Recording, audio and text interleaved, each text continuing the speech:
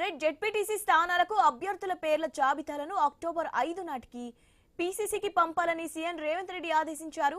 మంత్రులు కాంగ్రెస్ జిల్లా committee అధ్యక్షులకు CM దిశానిర్దేశం చేశారు. జిల్లాలో ఎంపీలు, ఎమ్మెల్యేలు, ఎమ్మెల్సీలు ముఖ్య నాయకులతో సంప్రదించి ప్రతి జెడ్పీటీసీ స్థానానికి 3 బలమైన అభ్యర్థులను గుర్తించాలని స్పష్టం చేశారు. జోన్ ద్వారా సీఎం నేతలతో మాట్లాడారు.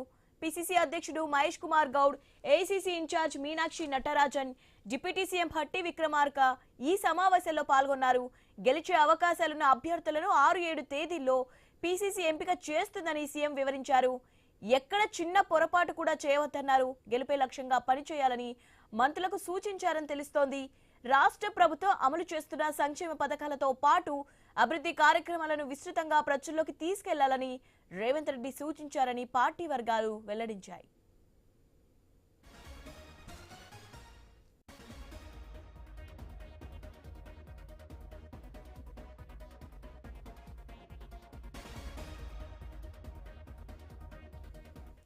బీసీ రిజర్వేషన్ అమలుకు రాష్ట్ర ప్రభుత్వం చేపట్టిన చర్యలు జియో జారీతో వెనుకబడిన వర్గాలకు జరిగే మేలుపై చెప్పాలని నిర్ణయించినట్లు మహేష్ కుమార్ గౌడ్ తెలిపారు.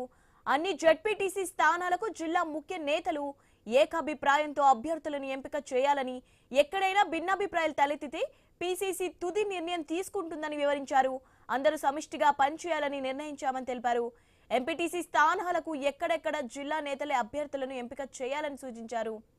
నామినేషన్ల స్వీకరణ ప్రారంభమయ్యేలోగా అభ్యర్థుల ఎంపిక పూర్తి చేయాలని party యోచిస్తోంది.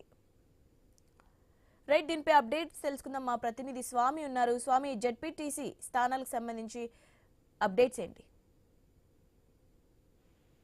Congress party local body ఎన్నికల్లో విజయం సాధించడమే లక్ష్యంగా ఒకవైపు ప్రణాళిక సిద్ధం చేసుకుంటుంది. ఒకవైపు ఇప్పటికే ఎలక్షన్ సంబంధించిన షెడ్యూల్ ని ప్రకటించడంతో కూడా అభ్యర్థుల ఎంపికలో పై దృష్టి పెట్టింది. నిన్న రాత్రి ముఖ్యమంత్రి రేవంత్ రెడ్డి, పిసిసి అధ్యక్షులు మహేష్ కుమార్ గౌడ్, రాష్ట్ర వ్యవహారాల ఇన్ఛార్జి మీనాక్షి నటరాజన్ అందరూ కూడా సమావేశమయ్యారు. జూమ్ సమావేశంలో ఇటు ఆయా జిల్లాలకు సంబంధించిన మా రాష్ట్ర మంత్రులతో పాటు సీనియర్ నాయకులతో జూమ్ సమావేశంలో లోకల్ బాడీ ఎలక్షన్ సంబంధించిన జెడ్పీటీసీ అభ్యర్థుల ఎంపికను ఒకవైపు అక్టోబర్ 5వ తేదీ వరకు ఖరారు చేయాలని చెప్పేసి కూడా స్పష్టం చేశారు. ఒకవైపు ఎంపీటీసీ అభ్యర్థులకు సంబంధించి స్థానిక నేతలు ఒక అభిప్రాయానికి వచ్చి వారిని ఎంపిక చేయాలని చెప్పేసి జిల్లా నాయకులకే వారికి ఫ్రీ హ్యాండ్ ఇవ్వడం జరిగింది. మొత్తానికైతే జిల్లా పరిషత్ చైర్మన్లన్నీ కూడా దక్కించుకోవడమే లక్ష్యంగా సీఎం రేవంత్ రెడ్డి, పిసిసి అధ్యక్షులు మహేష్ కుమార్ గౌడ్ పక్కా ప్లాన్ తో పనిచేస్తున్నట్టుగా అర్థమవుతుంది. ఇటు ఒకవైపు కోర్టు కేసులు ఉన్నాయి, ఎలక్షన్ నోటిఫికేషన్ వచ్చింది కాబట్టి నోటిఫికేషన్ ఆధారంగా అన్ని జిల్లాల్లో కూడా పార్టీని బలోపేతం చేసుకుని పూర్తి స్థాయిగా అన్ని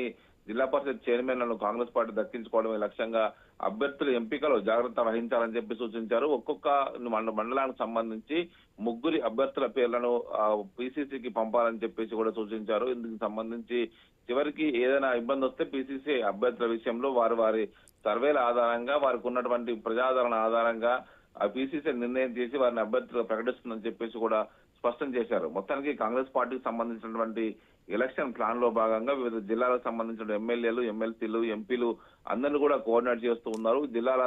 జిల్లాల్లో బలమైనటువంటి అభ్యర్థుల్ని గుర్తించి బరిలో దింపాలని చెప్పేసి కూడా సీఎం ఇప్పటికే స్పష్టం చేశారు. పీసీసీ చీఫ్ మహేష్ కుమార్ గౌడ్ తో పాటు ఏఐసీసీ రాష్ట్ర వ్యవహారాల ఇన్ఛార్జ్ మీనాక్షి నటరాజన్, అదేవిధంగా భట్టి విక్రమార్క ఈ సమావేశంలో పాల్గొన్నారు. దాదాపు ఈ నెల గెలిచే అవకాశం ఉన్నటువంటి అభ్యర్థులందరినీ కూడా ఎప్పటికప్పుడు మొత్తం 6 నుంచి 7వ తేదీ లోపు పీసీసీ వారిని ఎంపిక చేస్తుందని చెప్పేసి కూడా వారి పేర్లను ప్రకటిస్తున్నందుకు కూడా స్పష్టం చేశారు.